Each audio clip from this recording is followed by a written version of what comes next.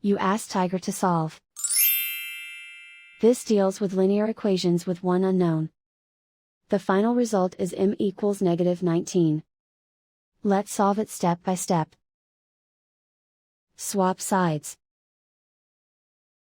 Group all constants on the right side of the equation. Add 4 to both sides. Simplify the arithmetic.